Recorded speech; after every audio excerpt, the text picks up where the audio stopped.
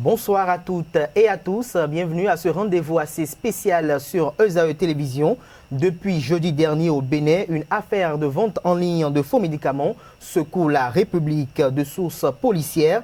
L'affaire qui a éclaté jeudi dernier remonte au 4 décembre 2017 où sur information, le nommé Roch Sourou Toviessi, agent de santé en service à l'hôpital de zone de Sakété, a été arrêté à Cotonou en possession de 40 kg de faux médicaments. À travers une conférence de presse publique jeudi soir, le chef de la sous-direction des affaires économiques et financières, l'ex-brigade économique et financière BEF, on retient que Roch Sourou Toviessi a reconnu être le propriétaire des médicaments falsifiés découverts dans la voiture de Kodjo Houndérogan. Des aveux effectués aux éléments de la police nationale, il ressort qu'il existe un système de trafic de faux médicaments alimenté par Salamatou Karim Akinosho, conjointe du député Atao Mohamed Grenho, ce qui a justifié une tentative de perquisition du domicile de l'honorable député jeudi dernier, laquelle perquisition s'est finalement déroulée dans la soirée du vendredi hier, c'est-à-dire hier, sous l'égide d'un huissier de justice.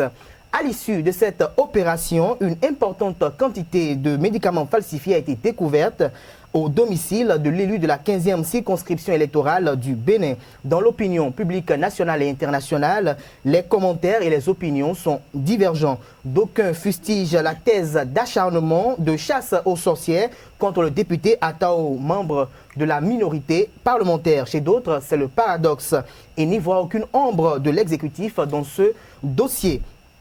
La situation est très critique, les populations sont surchauffées et prennent comme coupable de tout ceci le président Patrice Talon, malgré les différents discours tendant de les rassurer. Rappelons que les avocats de la défense ont évoqué une tentative d'enlèvement de leurs clients dans la soirée du jeudi dernier. Si tel est le cas, la procédure et les procédés ont-ils été biaisés? Qu'appelle-t-on réellement faux médicaments? Le pouvoir d'achat des Béninois est-il en phase avec une lutte sans merci contre les médicaments du marché parallèle? Autant d'interrogations que nos invités du jour auront le plaisir et l'aimabilité de répondre.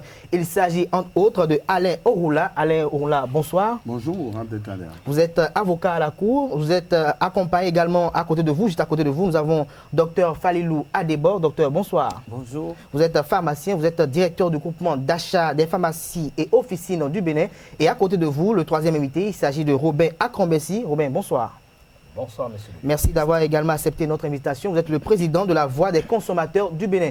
Et pour conduire cet entretien, je serai accompagné de Karl Kitome. Karl, bonsoir. Bonsoir, Karl. Merci également d'être à nos côtés pour conduire cet entretien. Je vais d'abord commencer par, juste à côté de Karl, monsieur Robin Akrambessi. Vous avez suivi de fond en comble cette actualité. Vous avez suivi les différentes procédures qui ont été effectuées. Vous avez suivi également les différents sons de cloche.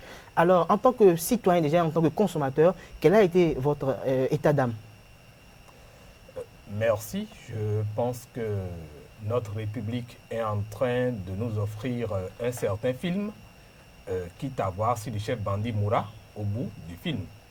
Parce que l'objectif des consommateurs, c'est de pouvoir bénéficier désormais d'un commerce de médicaments qui ne soit pas un commerce juste capitaliste, mais qui soit une offre de produits pouvant traiter réellement les citoyens consommateurs que nous sommes, et que le trafic illicite qui est interdit, qui interdit la vente des médicaments, qu'ils soient faux ou bien qu'ils soient en griffe vrai, que cela ne se continue.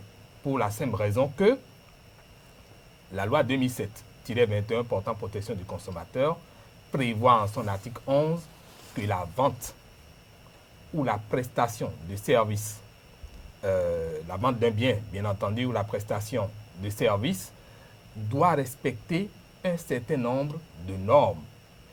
Et ces codes-là existent dans la République. Quand nous parlons de produits pharmaceutiques, il y a des tests, des réglementations qui permettent de définir qui doit vendre, qui ne doit pas vendre, dans quelles conditions ça doit être vendu.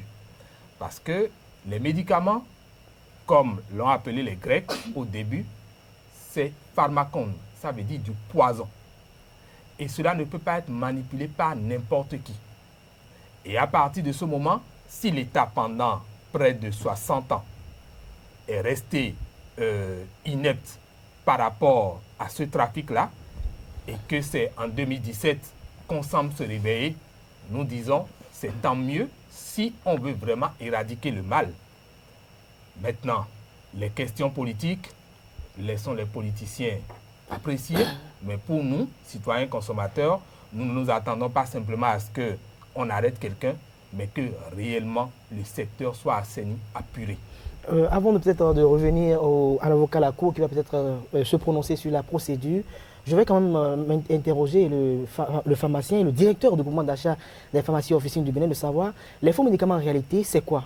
C'est quoi? Et j'aimerais que vous essayez de nous expliquer par où ou d'où proviennent les faux médicaments en réalité. Est-ce que ce sont des produits qui sont dédouanés? S'ils sont dédouanés, alors pourquoi le gouvernement ne peut pas peut-être les stopper au niveau de la douane, des frontières? Merci.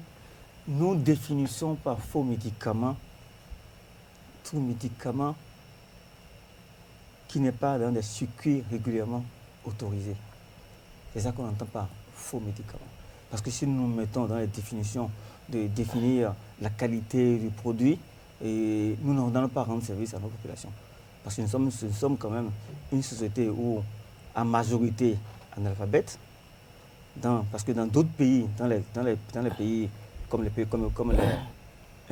les États-Unis, les 70% des médicaments sont vendus sur étalage. Mais les gens savent bien le danger qu'est un médicament pour qu'ils n'aillent pas acheter n'importe quoi. Alors que ce n'est pas le cas ici. Donc nous définissons comme faux médicaments tout médicament qui sort du circuit régulièrement autorisé. Tout médicament qui n'est pas manipulé par des gens avertis. Tout médicament qui n'est pas manipulé par des gens autorisés à le faire. On ne définit pas faux médicament. Donc même quand le médicament est bien et qui n'est pas manipulé par une personne qui n'est pas autorisée, donc c'est un faux? Oui, pour nous, c'est un faux médicament et c'est la définition qui a été retenue aux actes de conférence à Accra. Parce que pour nous, Africains, il vaut mieux qu'on se mette dans les limites d'une définition qui comprenne tout le monde parce que personne d'autre en dehors des professionnels ne peut vendre des médicaments. Parce que tu vends des médicaments alors que tu n'es pas pharmacien, tu fais l'exercice illégal, tu es dans la vente illicite qui est puni par la loi. Attends, Mohamed Renro, je vais bientôt laisser mon confrère poser la question à l'avocat, mais attends, Mohamed Renro, n'est-il pas pharmacien? Non, attends, nous on n'est pas pharmacien. Parce que il n'est pas inscrit à l'ordre. Moi, ça fait plus de 25 ans au Conseil national des pharmaciens. Et on sait que nous connaissons tous les pharmaciens, ceux qui sont inscrits et ceux qui ne sont pas inscrits. À Tao, on n'est pas pharmacien. Docteur Adebo, oui. Qui a qualité pour vendre les médicaments au Bénin et dans quelles conditions cela peut-il se faire? Et à qualité à vendre des médicaments, les pharmaciens et les auxiliaires du pharmacien qui sont sous la responsabilité du pharmacien. Et dans quelles conditions? Il faut être pharmacien, il faut le diplôme de pharmacien. D'abord, il faut être inscrit à l'ordre, il faut être de nationalité béninoise ou alors ressortissant d'un pays, un des accords de réciprocité avec le Bénin. Oui. Sinon, tu ne peux pas exercer ce métier. Sinon, si tu le fais, tu fais l'exercice illégal de la profession de pharmacien, malgré ton diplôme. Parce que le diplôme ne suffit pas pour dire qu'on est pharmacien. Tu as un diplôme, doctorat, tout ce que tu veux, en pharmacie, mais tu n'es pas encore pharmacien. Tu n'es pharmacien que quand tu as reçu ton inscription à l'ordre. Parce que pour être inscrit à l'ordre, il y a beaucoup de choses qu'on vérifie. D'abord, j'ai parlé du diplôme tout à l'heure. Oui. On parle de la moralité. Oui. Si tu as une mauvaise moralité, tu ne peux pas être inscrit à l'ordre. Donc tu ne peux pas exercer le métier. Okay. Si tu as un déficit mental, tu ne peux pas exercer le métier. Donc il y a beaucoup de choses, donc c'est pourquoi ceci est sous la responsabilité de l'ordre des pharmaciens qui contrôle l'accès à la profession. Est-ce à dire que les cabinets médicaux qui vendent des produits pharmaceutiques sont hors la loi? Ils font de l'exercice illégal de la profession de pharmacien. Un cabinet médical ne doit pas vendre des pharmacies, ne doit pas vendre des médicaments. Un cabinet médical peut détenir certains médicaments juste pour traiter les malades en cas d'urgence. Mais la vente de médicaments ne doit pas constituer une priorité pour ce cabinet. Ce n'est pas ça qui doit être l'acte principal pour la rentabilité de son cabinet. Il fait l'exercice illégal, donc il est sous le coup de la loi. Et la loi est bien précise et ça punit tous ceux qui font des sites légaux à la profession de pharmacien. Maître Alain Onla, vous avez suivi de fond en comble ce dossier depuis jeudi dernier jusqu'à hier, dans la soirée d'hier, jusqu'à ce petit matin. Alors, en tant qu'homme de droit, est-ce que le droit a été respecté? Je voudrais d'abord saluer le combat que mènent mes partenaires de discussion, en particulier le docteur Adébor, qui tire la sonnette d'alarme et dont le combat est en train de porter, puisqu'il y a quelques jours, j'ai vu circuler une vidéo où la police républicaine a interrompu une conférence de presse dont l'objet était de dénoncer justement l'impunité de la distribution et de la vente de ces produits pharmaceutiques. Aujourd'hui, le gouvernement et surtout les autorités judiciaires semblent avoir entendu ce cri d'alarme, puisque on serait en train de démanteler l'un des réseaux de contrebande. Et ce qui me surprend, c'est la surprise que feignent les uns et les autres, parce que c'est de notoriété publique, que l'honorable était plus ou moins perçu comme l'un des alimentateurs ou des fournisseurs essentiels de ce réseau. Je suis également surpris par les commentaires qui sont faits ci et là sur la politisation. Oui, c'est vrai que tout se fait aujourd'hui au Bénin sous fond de règlement de compte politique, etc. Mais il y a des faits, il y a des constances. La constance, c'est que la police qui était dans ses prérogatives a fait une descente et qu'au lieu de répondre par des arguments juridiques, il y a eu le rassemblement habituel de ceux qui sont hostiles au régime et puis des infractions en cascade ont été commises. De ce que je sais de notre code de procédure pénale, pour répondre plus directement à votre question, oui. La police est investie de pouvoirs peut-être exorbitants du droit commun lorsqu'elle est en train de mener des enquêtes. Et donc, elle peut débarquer sur des lieux, effectuer des perquisitions sans mandat, puisque les mandats, ce n'est que dans les séries américaines que ça existe. Et donc, jusqu'à présent, je ne vois pas en quoi le coup aurait été tordu aux règles de procédure. J'ai entendu mes confrères qui ont volé au secours d'une mise en cause. Député Mohamed Attaroun. J'ai entendu la sortie du chef. Non, mais Maître Onla, oui, est-ce qu'en fait c'est l'honorable qui était mis en cause? Parce que c'est le nom de son épouse qui est cité dans ce dossier. Non, je vous en prie. L'affaire est devenue publique parce qu'il semblerait que quelqu'un soit débarqué sur les lieux avec un macaron de député revendiquant, puisque quand vous entendez le compte rendu du chef de la police, il n'était pas question de Atao Remro, il était question d'une certaine Akinocho que la presse a vite attribué une proximité avec le député. Mais il se dit que c'est le député qui se serait interposé et qui aurait exhibé un macaron un peu comme pour rappeler l'impunité dont qu'il tirerait de l'immunité parlementaire. Donc voilà. Autrement dit, c'est de l'amalgame pur. Écoutez, comme toujours, c'est même pas de l'amalgame, c'est de la confusion, du confusionnisme, comme nous en avons l'habitude. Mais ceci étant, je puis dire sereinement que jusqu'à présent, la police, et je vous garantis que si elle dépasse ses prérogatives, j'aurais été le premier à siffler la faute, est parfaitement dans son droit et que je ne comprends pas la polémique et les états d'âme que suscite cette affaire, dont il semble d'ailleurs que les investigations soient fructueuses, puisqu'il se dit qu'on aurait découvert une cargaison importante de ces produits prohibés. Ce que j'aimerais savoir, quand est-ce qu'on peut perquisitionner le domicile d'un honorable député au Bénin? Non, on ne perquisitionne pas chez un député. La police perquisitionne chez des gens soupçonnés d'avoir participé à une infraction ou susceptibles de donner des informations. Mais quand il s'agit d'un député? Mais quand il s'agit du domicile d'un député? Dans le code de procédure pénale sur lequel est fondée l'action pénale, il n'y a pas de député. Il y a des mises en cause, il y a des soupçons et il y a des pouvoirs de police. Autrement dit, la police est saisie lorsque on dénonce ou on soupçonne la commission d'une infraction. Et à partir de là, les fonctionnaires de police sont investis de tous les pouvoirs d'enquête.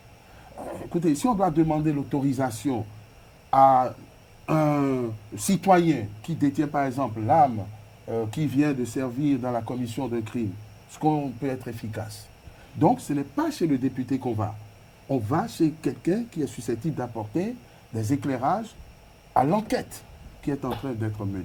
Maintenant, quand on arrive et qu'on découvre, parce que ce n'est pas le domicile du député.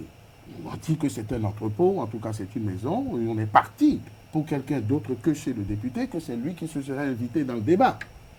C'est pas pareil. Mais s'il en est ainsi, la question juridique qui se pose, est-ce que les perquisitions peuvent ou non continuer? La réponse est oui. Est-ce que la qualité arborée par l'honorable Renouveau est susceptible d'empêcher que l'enquête se poursuive? La réponse, c'est non. Mais bien au contraire. C'est ça la loi. Avant de laisser peut-être Robin reprendre la parole, j'aimerais comme savoir, est-ce que depuis hier, Atan Ourenro dispose toujours de son immunité parlementaire depuis la découverte de ces produits? Je ne sais pas ce que vous appelez immunité parlementaire. Il est toujours député, il n'est pas déchu de ses prérogatives de député.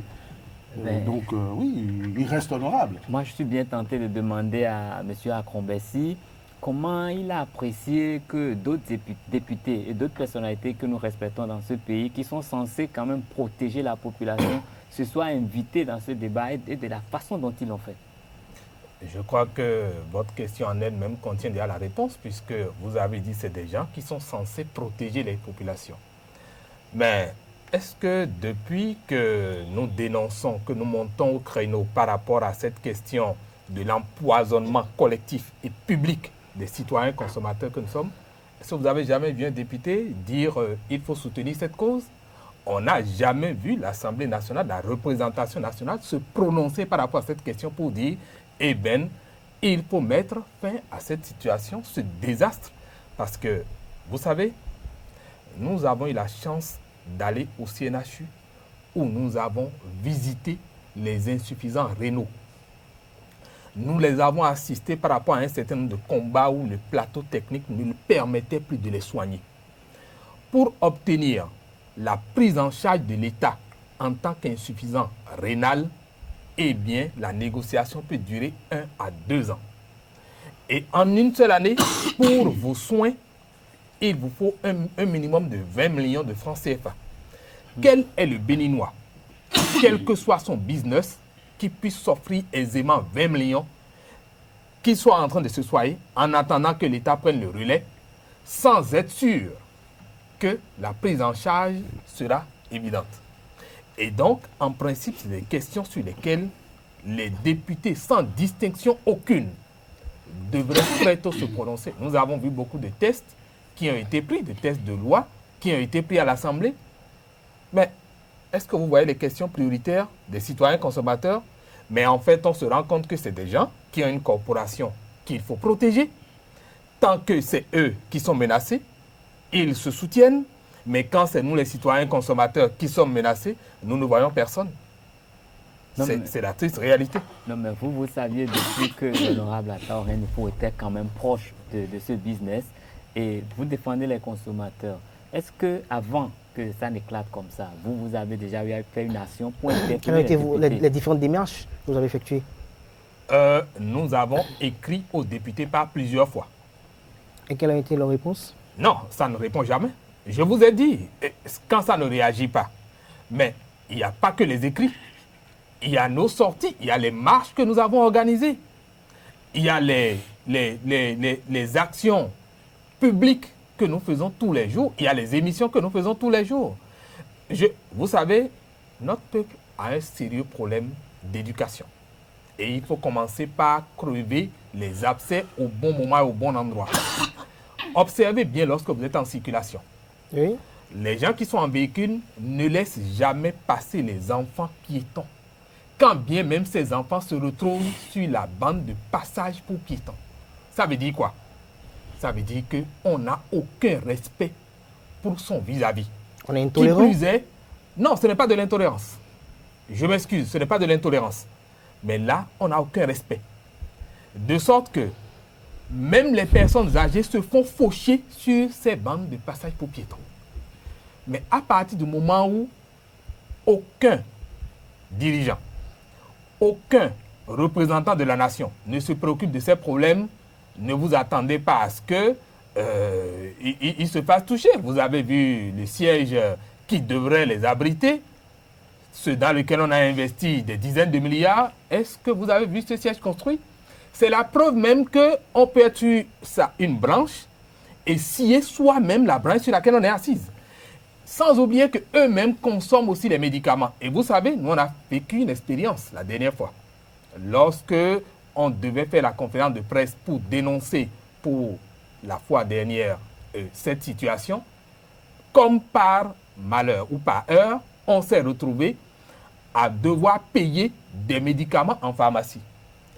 Mais le premier médicament que nous avons payé, la première boîte, quand vous prenez la boîte simplement, vous sentez que ça n'a l'air de rien de sérieux. Parce que un médicament est un produit tellement sensible, si bien que les laboratoires qui le font sont très fins ou sont très fins. C'est-à-dire que quand vous prenez les emballages, vous sentez que c'est fait par des professionnels. Vous ne verrez presque jamais des erreurs, même dans les transcriptions. Mais quand vous prenez la boîte, ça ressemblait aux boîtes qu'on donne aux enfants de CI à confectionner pour faire les essais.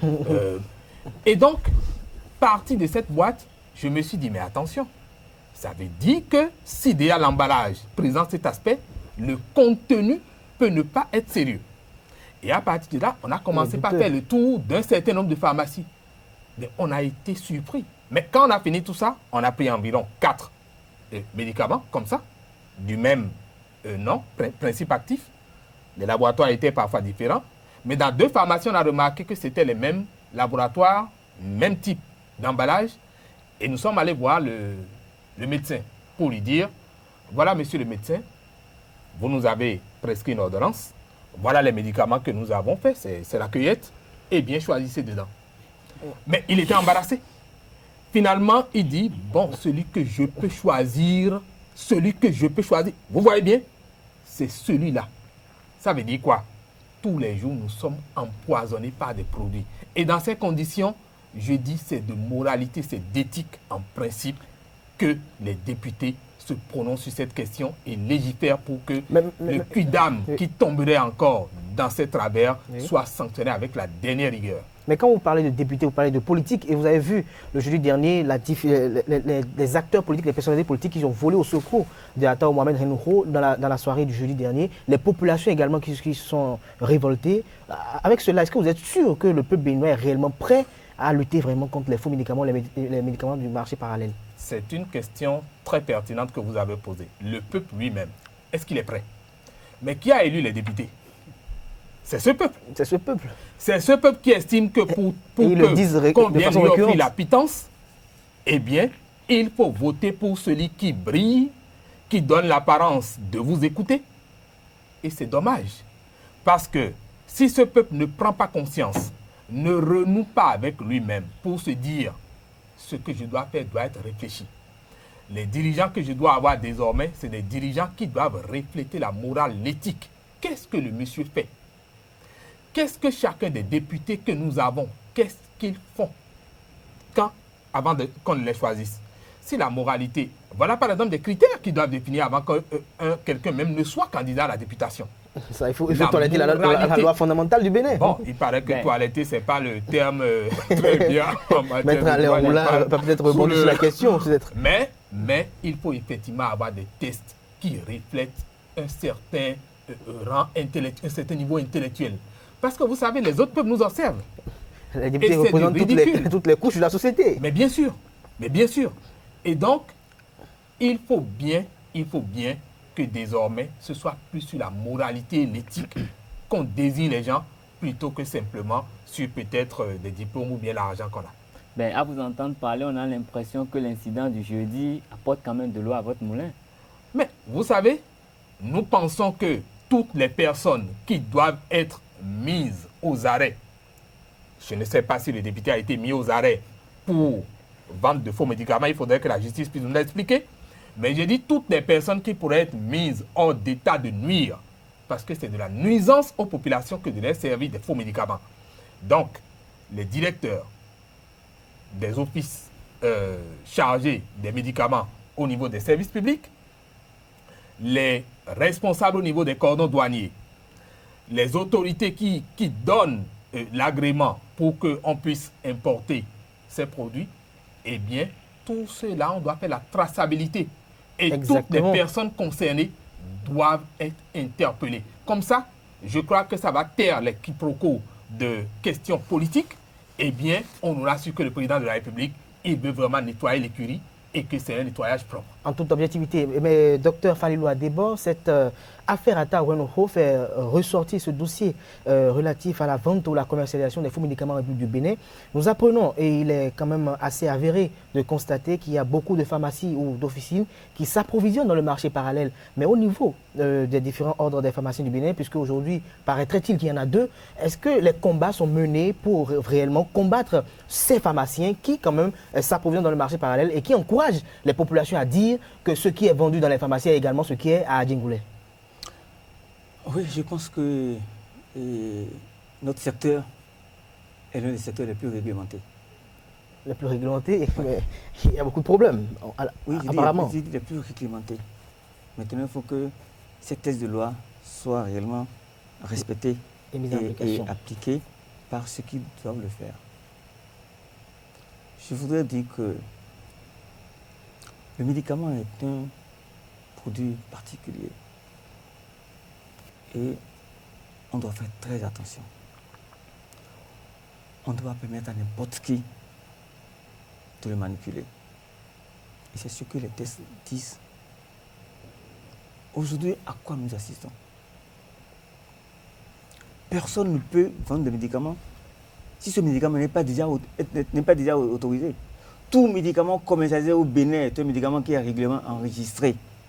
Et c'est ces médicaments qu'on doit trouver dans les officines de pharmacie. Si on trouve autre médicament, il y a comment ça s'appelle, un service compétent, l'inspection du ministère de la Santé.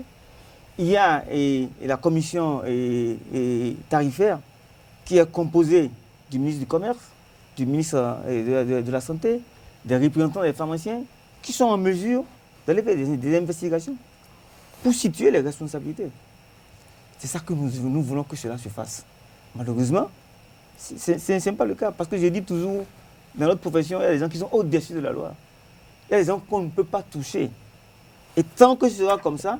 Mais on a quand même l'impression qu'avec le gouvernement actuel, on touche tout le monde. Moi, je crois qu'aujourd'hui... On secoue le cocotier. Je crois qu'aujourd'hui, c'est la première fois. Je ne suis pas venu pour la politique. Je suis venu parler de la profession. Oui. C'est la première fois qu'on trouve un gouvernement qui s'engage réellement dans cette lutte contre les faux médicaments. Parce qu'on n'y croyait pas. Au mois de février, le gouvernement a pris un arrêté pour autoriser l'opération Pangea. Et je pense que nous sommes dans la continuité de l'opération Pangea. Après avoir sensibilisé les gens, on a arrêté certains. On est en train de démanteler les vrais réseaux. Mais maintenant, il reste qu'on sanctionne. Et pour sanctionner, il faut situer les responsabilités.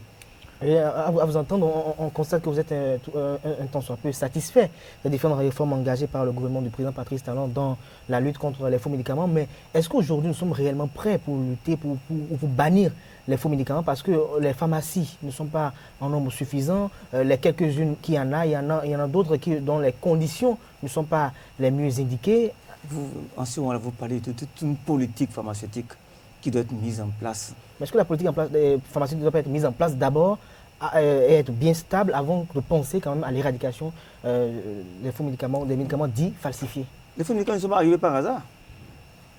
Au début de la révolution ici, oui, il n'y avait pratiquement pas de faux médicaments. Il y en avait, mais c'était insignifiant. C'était rare. Oui. Et il y a eu la révolution qui a décidé de nationaliser les secteurs vitaux de l'économie béninoise, notamment le secteur pharmaceutique, le secteur du carburant, oui, le secteur du coton, oui, et d'autres secteurs. Et cela a permis à certains d'émerger, à des nationaux d'émerger. Malheureusement, ceux à qui on a confié la gestion des médicaments ont fait faillite. Il y a eu tellement de pénuries que les gens ont été obligés d'accepter la vente illicite de médicaments pour pouvoir pallier à cette pénurie de médicaments. C'est de là que la vente illicite et l'introduction des faux médicaments à cette allure-là est devenue un fléau. Parce que je vais vous dire quelque chose.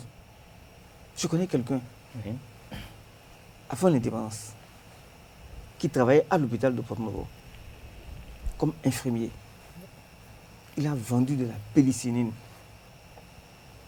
pour soigner quelqu'un qui en avait besoin. Il a fait la prison. Le monsieur à qui on a vendu le médicament a fait la prison. je suis monsieur, infirmier, s'est retrouvé. Bon, il y a des gens qui me regardent, savent peut-être de qui je parle. Ce monsieur s'est retrouvé en dehors du Bénin pour finir sa carrière. Donc cela veut dire que les tests existaient. Et tant que ces tests ne sont pas appliqués, on n'ira nulle part. Les tests qui existent aujourd'hui, quand il parle que c'était réglementé, il en existe. Il faut les appliquer. Même si on pense que ce n'est pas suffisant pour dissuader ces gens-là, appliquons ce qui est là. Parce que les tests disent quoi? On dit, si tu fais la vente illicite, tu vas en prison. Ou bien, pas pour longtemps, pour une semaine à un mois. Mais ces tests disent encore que on peut confisquer tout ce qui a conduit à l'exercice illégal. C'est-à-dire que ton camion, là où tu as entreposé les choses, la maison qui a servi à ça, ça fait du saisie. Donc, que les gens sachent quand même qu'il y a des sanctions. Et quand on aura le courage d'appliquer ces sanctions, bon, peut-être que ça va être un effort, ça va être un début réel de lutter contre la vente illicite que nous sommes. Mais, docteur Adebo, Ouais. déjà pendant les campagnes pour les présidentielles, nous avons entendu tous les candidats parler du secteur de la santé. Et le député qui est aujourd'hui au centre de la polémique avait dit qu'il était un spécialiste du secteur de la santé et des médicaments. Mais à cette époque, l'ordre, les pharmaciens n'avaient rien dit. Comment est-ce que cela s'explique? Parce que cela le dédouane quelque part vis-à-vis des populations. C'est vrai que moi aussi j'ai entendu le monsieur dire qu'il était. Mais j'ai rigolé. Docteur en pharmacie? Ouais, non, il n'était pas docteur en pharmacie, mais qu'il allait faire des réformes de Et santé. qu'il était spécialiste du secteur. Oui, s'il y a quelque chose qui. Mais il est appuyant sur rue. Quand j'ai dit Non, tout mais à vous n'aviez pas réagi. Attendez, j'ai dit tout à l'heure que les médicaments qui sont commercialisés sont ceux qui sont régulièrement autorisés. Donc ce qui n'est pas autorisé, que nous dénonçons, nous ne sommes pas des policiers. On n'est pas la police, on n'est pas la gendarmerie. Nous sommes là pour informer et sensibiliser les gens sur ce qui ne va pas. Mais on ne peut pas aller attraper quelqu'un. Ça là, revient de l'autorité. C'est le gouvernement, c'est le ministre de la Santé, le ministre de l'Intérieur, le ministre de la Défense qui doit prendre les décisions qu'il faut pour mettre fin à ça. Ça ne relève pas de nous. Maître Ounla. Attendez, je vais vous dire quelque chose. Oui. Chaque année, on sensibilise les gens. Chaque année, tout le temps. Vous avez quand même vu ce qui s'est passé, le combat que nous avons mené pendant des années. Oui. Nous ne sommes que des individus.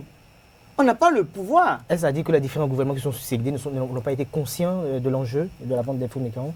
Qu'est-ce que les gens disent? Que les médicaments rapportent plus que la drogue. 25 fois plus que la drogue. Si les gens trouvent leur compte, bon, ils ont dit, à la limite, ceux-là, ils me collent la peine, ils sont en train de s'amuser. Mais il faut qu'on trouve quelqu'un qui soit convaincu, qui aime ce pays, qui aime la population et qui sait qu'on doit défendre la population, même si la population elle-même ne sait pas qu'on doit la défendre. Non, mais maître, je suis tenté de demander à Maître Ounla à entendre le développement de Dr Adebo. Et ça voudrait dire que même le député qui est cité dans cette affaire pourrait se retrouver banalement en prison avec cette histoire. Écoutez, si les faits sont avérés, et c'est tout ce qui semble indiquer, la vente ou la contrebande de ces produits prohibés peuvent conduire à des peines d'emprisonnement pouvant aller jusqu'à 10. Enfin, tout dépend de la qualification qui est retenue, donc c'est une affaire sérieuse. Et ce n'est pas le caractère pénal qui m'alerte. Je veux dire, la lutte contre les faux médicaments, ce n'est même pas une question d'éthique ou éthique, c'est une question de santé publique. Puisqu'il est établi que ces circuits parallèles, et il y aurait du ménage à faire dans les circuits officiels aussi, mais ça conduit à la mort massive de nos concitoyens. Donc c'est des questions tellement graves qu'on ne peut pas s'amuser avec. Et j'apprécie l'optimisme de mes partenaires de débat, parce que on va dire que c'est l'occasion qui fait le larron. Cette opération, qui n'est d'ailleurs qu'une opération policière, on n'est pas obligé de voir de la politique,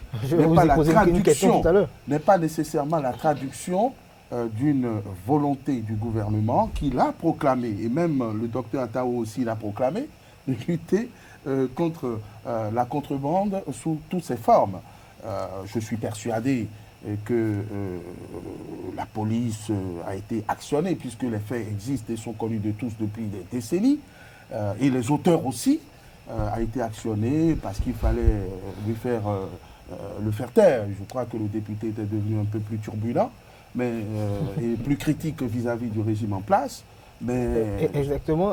Mais souvenez-vous, non, je ne sais pas la langue de bois, mais c'est le même député qui a appelé à voter pour un certain candidat qui est devenu président. C'est le même député qui a affiché les premières photos avec notre actuel président. Donc, suivez mon regard. Maintenant, qu'il y ait volonté ou pas de lutter contre cette contrebande, moi je dis super. Il faut qu'il y ait du nettoyage et de l'épuration. Alors, vous parliez de l'immobilisme ou de la complicité ou de la passivité des députés. Écoutez, tous ceux qui sont à l'Assemblée savent qui est l'honorable Renouveau et de quoi il vit. On ne nous a jamais dit qu'il était officiellement ingénieur ou médecin, et les grands chefs de parti dans lesquels il a pu passer ont accepté des financements de l'individu. Donc c'est un secret de polichinelle que de dire que Atao Renouveau n'a jamais été cité comme l'un des principaux acteurs du secteur ou de la filière. Donc qu'il n'y ait pas d'amalgame. Et le peuple dont vous parlez, mais il doit être préservé malgré lui-même. On ne va pas demander aux Béninois, lambda, si c'est bon ou non de lutter contre ces produits prohibés. On lutte, on lui doit cette lutte, qu'il soit content ou pas. Et c'est là où je vais atterrir. Vous avez vu des soi-disant opposants. Ça veut dire qu'on est dans un pays où tous les acteurs entretiennent la confusion. Ils ne sont pas opposants, ce sont les soi-disant? Écoutez, c'était des amis il y a moins d'un an. Et d'aucuns d'entre eux, vous savez aujourd'hui le rôle prépondérant des réseaux sociaux aujourd'hui dans la politique au Bénin, d'aucuns disent que cette opération est une opération politique parce que le monsieur qui est brandi, qui a donné les informations, d'aucuns disent déjà sur les réseaux sociaux qu'il a été monté juste à la finalité pour essayer de prendre Atao Mohamed Renouveau qui était, comme vous l'avez évoqué, réputé dans cette commercialisation. Je suis d'accord avec vous. Donc il parle d'opération politique. Non, il y a peut-être un fond, il y a certainement un fond politique. Mais ce fond politique ne doit pas occulter la pertinence des problèmes qui sont dénoncés. Tout à fait. Et c'est pour ça que je dis qu'il ne faut pas faire l'amalgame. Alors si vous me demandez si c'est des soi-disant opposants, pardonnez mon impertinence. Le président Soglo, il a appelé à voter pour le président Talon. M. Kandi Dazanaï était membre de son gouvernement. Tous ceux qu'on a vu défiler et qui défilent de plus en plus, chaque fois qu'il y a une infraction quelque part, c'est les mêmes qui ont dit que... L'aspect que vous soulevez m'intéresse beaucoup. Pourquoi vous m'interrompez? L'aspect que vous soulevez m'intéresse beaucoup dans la mesure où je voudrais savoir si les faits sont établis et que l'honorable devait avoir encouru des peines. Oui. Ceux-là qui se sont portés garants, qui ont fait leur poitrine pour qu'ils ne soient pas inquiétés, que ce soit des honorables députés ou les hommes de la rue, quel risque ont-ils? Écoutez, on brandit depuis quelques semaines le risque de poursuite pour obstruction à l'œuvre de justice ou entrave aux enquêtes policières. Je dis le fait, par exemple, d'empêcher les perquisitions, c'est une infraction. Si le procureur de la République veut faire comparaître toutes les personnes qui ont assisté à ça, il en a les prérogatives. Ah oui.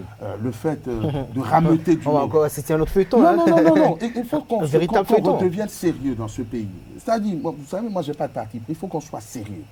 Quand vous perturbez la police, qui est dans ses prérogatives, allant jusqu'à démolir et détruire des biens publics, parce qu'il paraît qu'une voiture de police a été saccagée. Mais ce n'est pas à mon domicile que ça a été saccagé. C'est au domicile d'un certain député qui sera responsable. Et tous ceux qui ont été présents, voyez-vous, les populations sont coutumières des faits. Moi, je n'ai pas de leçon à donner. Je dis, traitons les problèmes. Les populations sont coutumières. Que disent les badauds? Parce qu'il faut quand même être sérieux.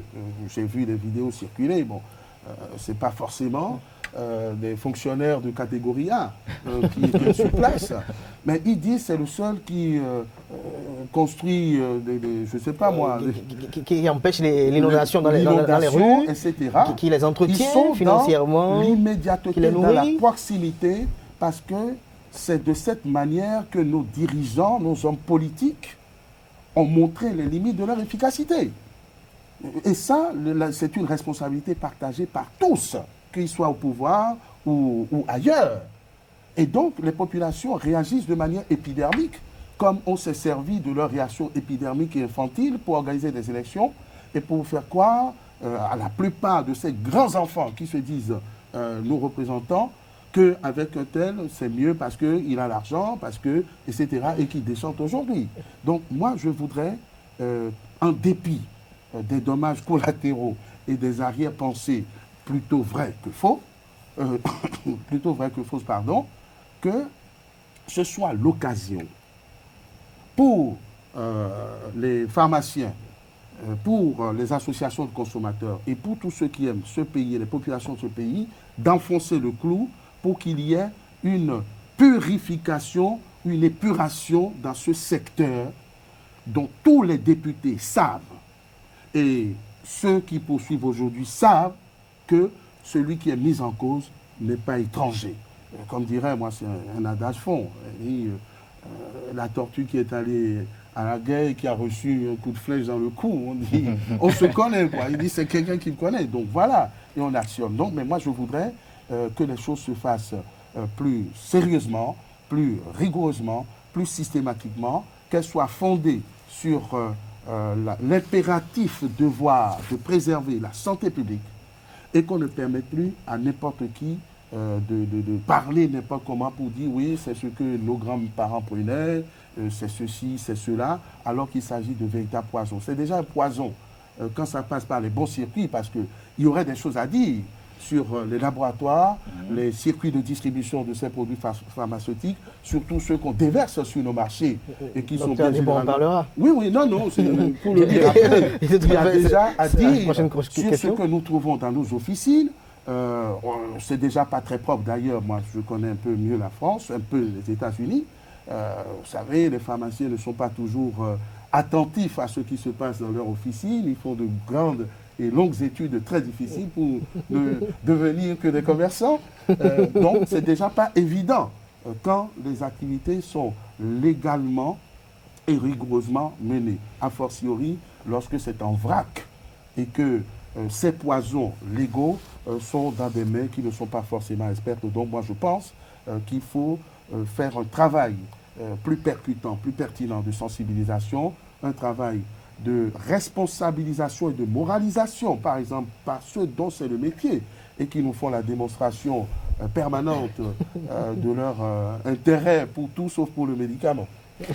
Je vais enfourcher la trompette de Maître Rounla pour demander au docteur Adebo, dans la lignée, sinon dans la continuité de ce qui se passe aujourd'hui, qu'est-ce que vous entrevoyez pour conscientiser un peu plus les Béninois vis-à-vis des médicaments? Non, je pense que nous n'avons pas arrêté de sensibiliser la population sur les dangers que constituent les faux médicaments pour non, mais là, vous avez, je ne sais pas, une occasion en or. Non. On n'a pas une occasion en or. Nous avons une occasion, une première occasion, où les gens qu'on pensait intouchables sont aujourd'hui touchés. Parce qu'on nous a toujours dit qu'il y a des citadelles qu'on ne peut pas toucher. Comme disait un ami, dit non, que ce n'est pas intouchable, que c'est mal attaqué. Donc ça a été bien attaqué hier. C'est pourquoi on assiste à tout ce qui se passe aujourd'hui. Maintenant, dans le secteur. Je pense que le secteur pharmaceutique, c'est du commerce. Il n'y a pas, c'est du commerce, c'est pour gagner de l'argent. Mais c'est un secteur particulier où l'argent que vous devez gagner est défini par le gouvernement de la République. Le prix des médicaments est fixé par l'État. Les marges sont fixées par l'État. Maintenant, pour que les gens puissent se développer, parce qu'il faut réinvestir, il faut investir. Il faut que vous puissiez gagner assez d'argent. Or, ce qui se passe, il y a tellement de pharmacies, qu'on ne le dit ou pas, aussi bien que il y en a des pharmacies qui ne peuvent pas vivre du fruit de la pharmacie. Donc, ça veut dire et qui vont tomber en faillite. C'est dans tous les pays comme ça. Quand on arrive à un taux donné, on ne peut plus s'en sortir. En France, aujourd'hui, il y a une pharmacie sur 2 qui ferme tous les jours. Parce qu'il y a un taux donné. Si on ne peut pas dégager une marge qui couvre les charges, tu vas à la faillite. Or, l'État n'a pas le droit d'autoriser une pharmacie pour qu'elle ait une faillite, parce que c'est un problème de santé publique. Les gens qui sont habitués à s'apposer dans une pharmacie, du jour au lendemain, on leur dit que la pharmacie est fermée, Non, l'État n'a pas le droit de faire ça. On doit encourager. Donc les gens parlent des pharmacies dans les zones où peut-être, comment ça s'appelle, où il n'y a pas les moyens. Il faut que c'est pas les politiques pharmaceutiques. Ils doivent encourager ceux qui vont dans ces zones-là. Peut-être ne pas payer d'impôts. Puisque le vrai problème, c'est de mettre des produits de bonne qualité à la disposition de la population. Donc on leur donne les moyens qu'il faut pour que cela aboutisse. Parce qu'il y a quelque chose qui est fondamental. Parce que j'ai parlé tout à l'heure de l'ONP. L'ONP est mort pourquoi? Parce qu'il fallait concilier le social et en même temps la rentabilité. Or, beaucoup de dépôts ont fermé parce que ce n'était plus rentable.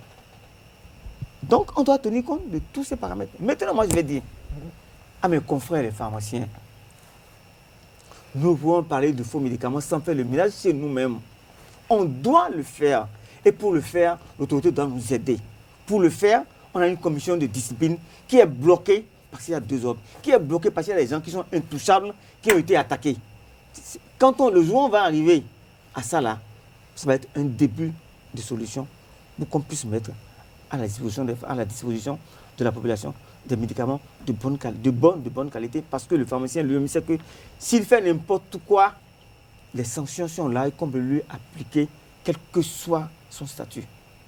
Je voudrais poser la même question à M. Akombesi Robin, par rapport à ce que vous pensez faire en surfant sur à travers des actions synergétiques. Ce qui secoue aujourd'hui la République. Non, je vais être sec et direct. Peut-être que si aujourd'hui les autorités ne font pas suffisamment, eh bien, il arrivera une génération, vous allez voir, on va sceller certains tombeaux pour signifier que ces gens-là devraient protéger en temps les populations et qu'elles ont participé plutôt au crime. La criminalité, elle peut être passive comme active. Eh bien, quand vous laissez les populations mourir, alors que vous avez la possibilité de les protéger, que vous ne le faites pas. Donc, moi, je voudrais inviter tout le monde à ne pas simplement s'en tenir à un effet qui pourrait ressembler à un feu de paille, si c'est simplement des individus ou un individu qu'on attaque aujourd'hui, mais plutôt que ce soit au système qu'on s'attaque.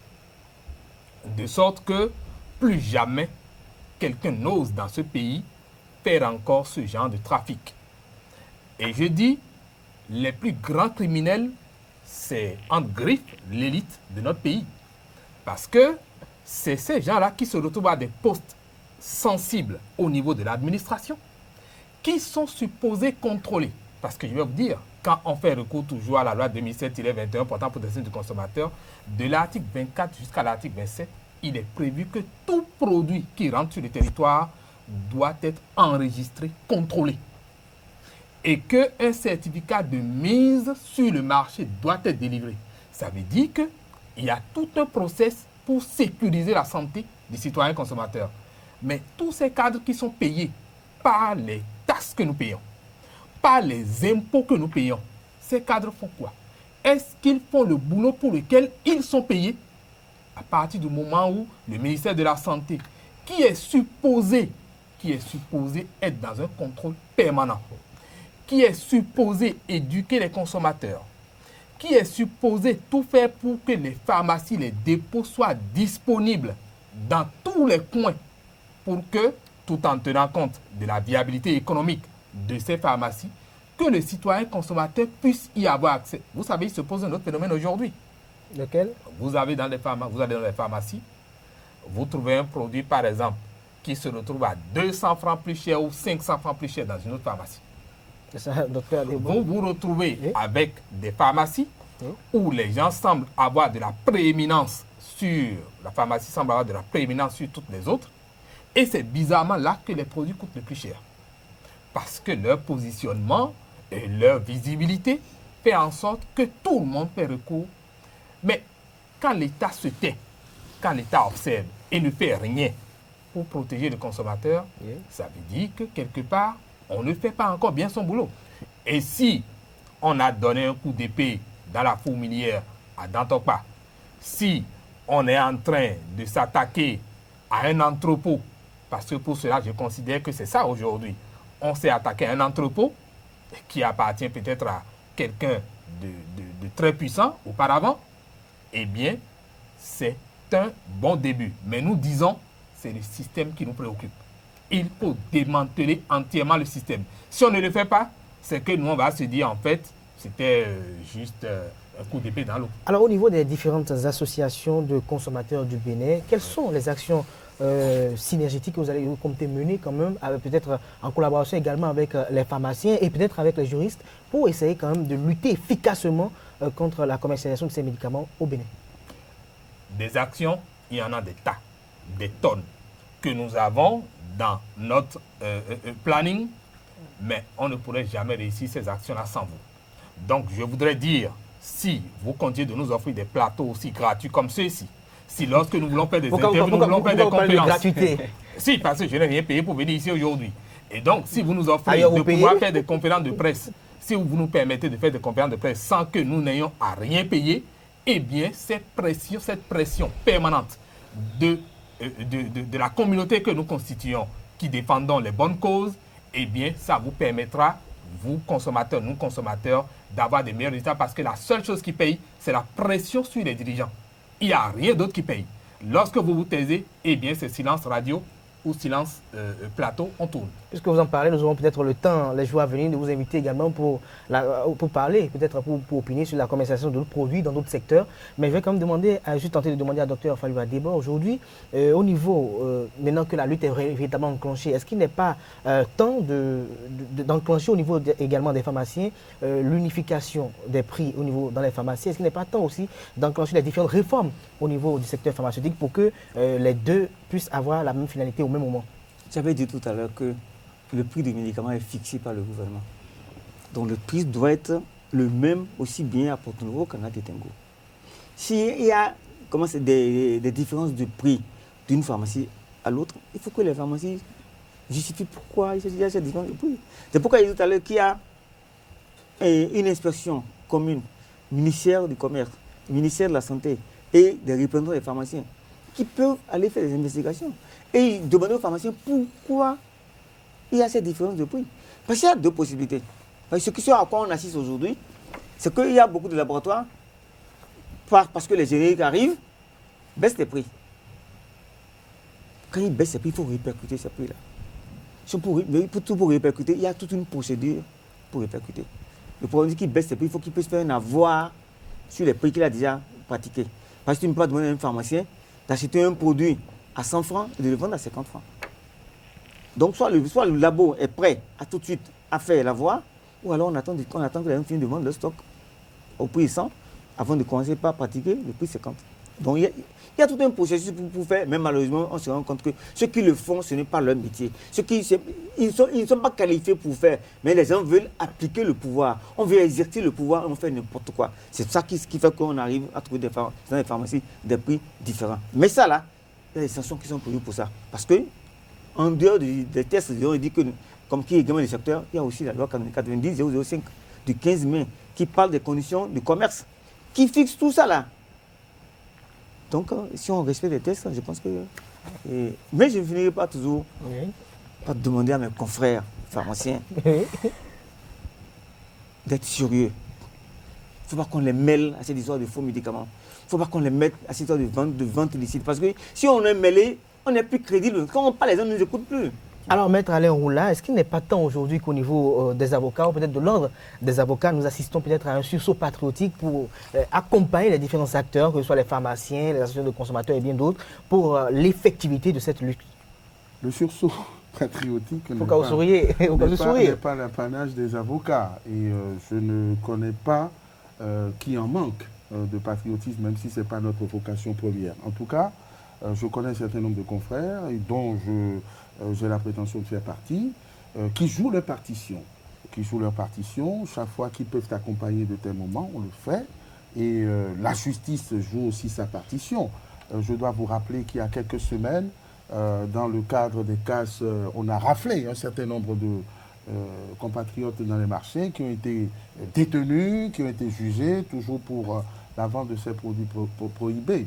Et pourtant, ça continue, ce qui veut dire que la sanction et la répression ne sont pas toujours les réponses appropriées, mais il faut passer par là. Non, ce que je voudrais sérieusement dire aussi, c'est qu'il ne faut pas exagérer la portée de ce qui se passe aujourd'hui. Je rappelle que pour moi, c'est certainement un règlement de compte entre anciens amis et futurs peut-être alliés. C'est un règlement de compte dont ceux qui sont vraiment concernés par cette lutte, je veux parler des associations de consommateurs, de l'ordre des pharmaciens, tout le monde, doivent saisir cette occasion pour intensifier. L'ordre qui traverse une période de crise actuellement.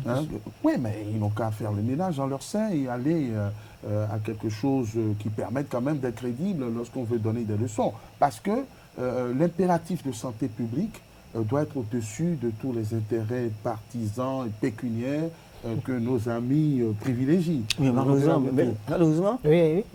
Il y a un deuxième ordre. Pourquoi? On dit deux ordres, c'est un désordre. Parce qu'il y a des gens qui soutiennent le trafic de faux médicaments, qui sont la vente illicite, qui sont au-dessus de la loi. Et c'est eux qui empêchent l'autre. C'est eux qui ont créé un deuxième ordre. Non, docteur, nul n'est au-dessus de la loi.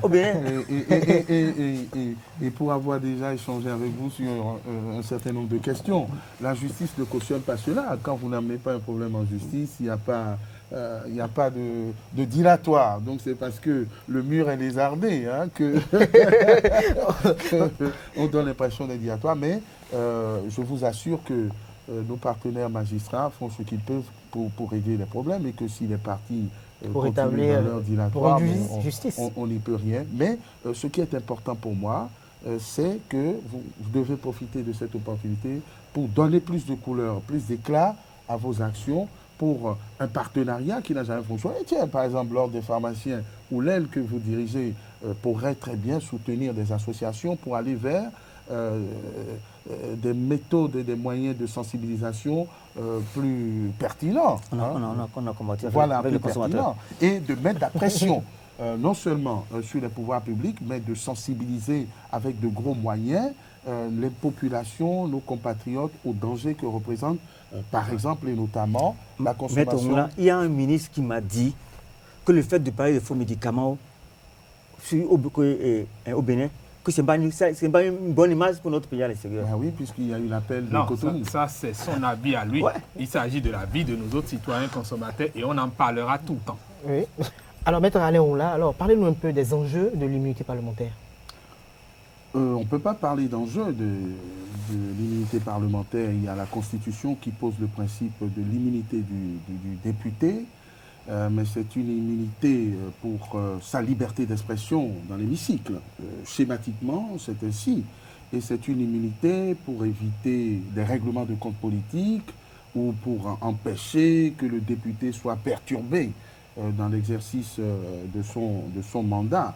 Alors, sans faire un exposé savant théorique, l'immunité agit en fonction de la position du député. S'il est en session, eh bien, il ne peut être poursuivi, ni arrêté, ni détenu, sans l'autorisation de l'Assemblée, à une certaine majorité.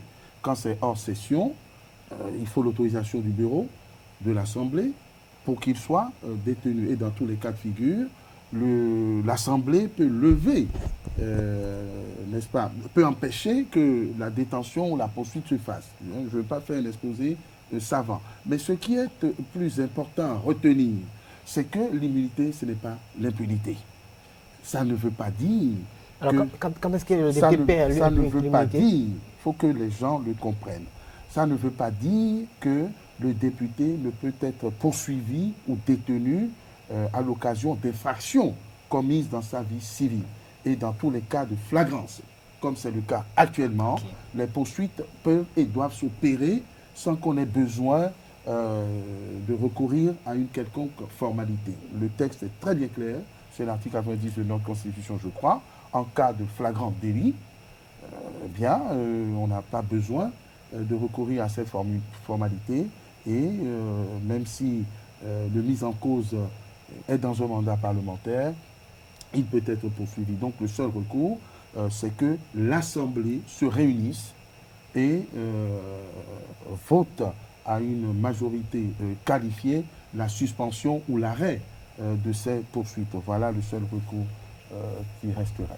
Alors, docteur Falilou Adibor, aujourd'hui, en tant que citoyen, je vais vous poser cette question en tant que citoyen, on a comme l'impression que l'immunité parlementaire sert en quelque sorte de refuge aux différents opérateurs économiques du pays. Alors, à cet effet, quelles sont vos impressions à cet égard? Non, je pense que Maître Ron l'a déjà dit ce qu'il en est. Ça ne peut pas servir de refuge, à moins que ce soit une affaire politique, puisqu'il a dit que c'est les députés qui votent la levée d'immunité et ils votent pour. Mais si l'ensemble de l'Assemblée n'est que constitué par des opérateurs économiques qui peut-être exercent des activités illicites ou illégales, est-ce que les députés peuvent voter la levée d'immunité d'un de leurs? Il faut poser la question aux députés. Robert Akombessi? Non, mais je voudrais demander à Maître Adibor si... Au docteur Adibor. Pardon, Docteur Adibor, je voudrais demander si vous n'êtes pas tenté, vous pharmaciens, quand même d'enfoncer un peu le clou en demandant aux députés de faire l'action, de poser l'acte qui pourrait quand même les pousser même vers le mettre devant le fait accompli. Parce que le cas d'espèce est vraiment... touche vraiment votre secteur. Vous savez sur à quoi on assiste? On a l'impression que les députés même qui sont là ne connaissent pas les lois qu'eux-mêmes ils votent. Non, je vais vous dire quelque chose. Oui. Ce n'est pas ça à l'ordre du jour. Mais vous savez, on a demandé au ministre de la Santé, à l'Assemblée, le problème de désordre. Et il a dit qu'il y a un ordre qui est légitime, que c'est l'ordre dont le ministre de la Santé a organisé les élections. Je dis, mais il n'y a aucun député pour demander au ministre, est-ce que le ministre a le droit d'organiser les élections d'un ordre? Donc c'est ça, c'est le problème qu'ils ont. Ils sont en méconnaissance des tests. Oui. Que voulez-vous? Est-ce la raison pour laquelle vous n'avez pas envie de les titiller un peu? On a rencontré le président de l'Assemblée. On a rencontré le président de la Cour suprême. Non, actuellement, je veux dire. Dans le cas à Tao. Vous savez, moi je ne suis plus à l'ordre. Je suis devenu un citoyen, mais je me bats toujours dès qu'il s'agit d'un plan de santé publique. Mais je n'irai pas écrire en disant, bon, l'ordre, non. Monsieur Akombessi? Bon, si les députés votent une nouvelle fois encore, comme ils l'ont fait pour un de leurs anciens collègues pendant le régime défunt, eh bien, vous comprendrez que, bon, cette assemblée ne mérite toujours pas qu'on les considère comme des honorables. Et donc, visiblement, le peuple avisera, comme on a commencé par le faire, pour savoir si ce genre de personnes doivent continuer de nous représenter. Mais vous, dans votre combat, est-ce qu'il ne serait pas utile que vous puissiez quand même les titiller un peu? C'est là la question. Si vous n'avez pas leur demander de faire quelque chose, de pousser vers, avant toute procédure.